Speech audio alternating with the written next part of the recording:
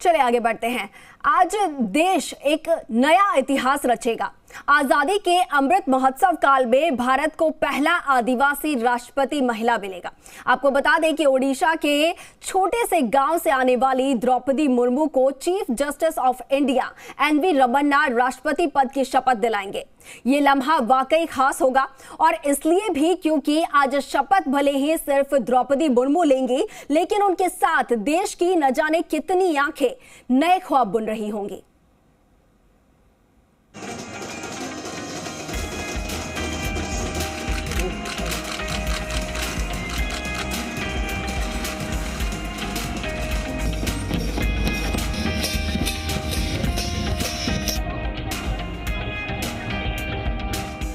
आज का सूरज भारत के लिए नई आभा, नए ओज का प्रतीक होगा।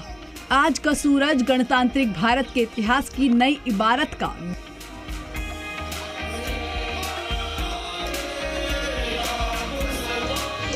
आज का दिन खास होगा, क्योंकि आज भारत गणतंत्र को संविधान का नया संरक्षक मिलेगा।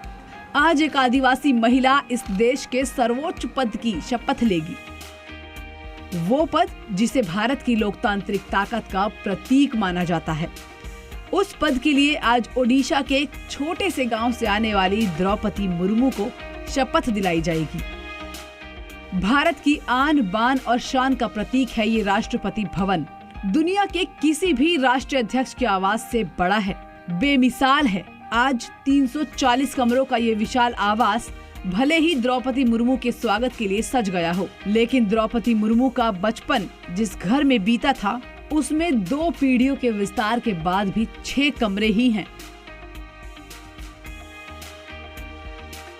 गांव के नजदीक एक नदी था, नदी है।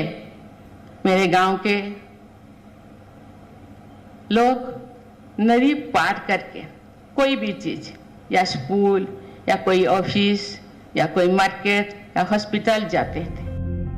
भले ही राष्ट्रपति भवन में अधिकारियों और स्टाफ की लंबी चौड़ी फौज तैनात हो, लेकिन गवर्नर जैसे ओहदे को संभालने के बाद भी वो अपने घर का काम खुद ही करती रही हैं। ये है द्रौपदी मुर्मू के भाई नाथूराम, जो उनसे उम्र में 12 साल बड़े हैं। नाथूराम बताते हैं कि बुलंदियों पर पहुंचने के बाद भी द्रौपदी मुर्मू हमेशा जड़ से जुड़ी रही। वो अपने परिवार, गांव और समाज को कभी नहीं भूली।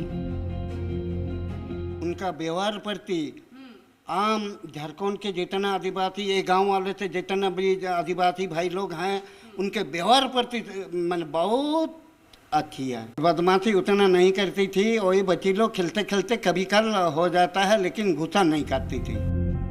छोटी बहन राष्ट्रपति बन गई है।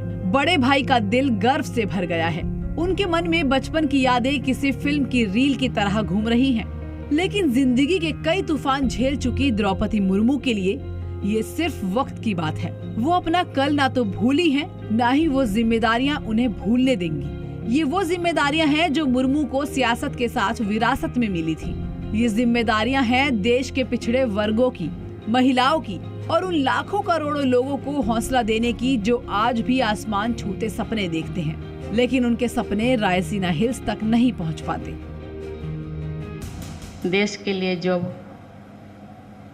मैं कर पाऊंगी, मैं प्रयास करूंगी, क्योंकि मेरे आगे नहीं, कोई पीछे नहीं, मैं अकेले हूँ।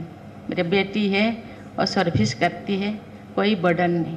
मैं आज उम्मीदवार इसीलिए मैं उम्मीदवार बनने के लिए मैं अग्री किया, क्योंकि मैं तो हूँ, जिंदगी जीने के लिए जो चाहिए मेरे पास है, रुखे सुखे जो भी है, क्योंकि मेरे जिंदगी ही सादा जिंदगी, लोगों को प्राउड फील कराना। जिन संस्कृति से, जिन परंपरा से, जिन लोगों से मैं आई हूँ, उन लोगों को मैं प्राउड फील करना चाहती हूँ, गरीब लोगों को।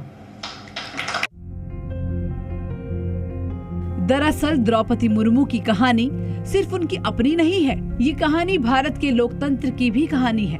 उस लोकतंत्र की जो इस देश के हर नागरिक को सत्ता के शीर्ष तक पहुंचने की सहूलियत देता है।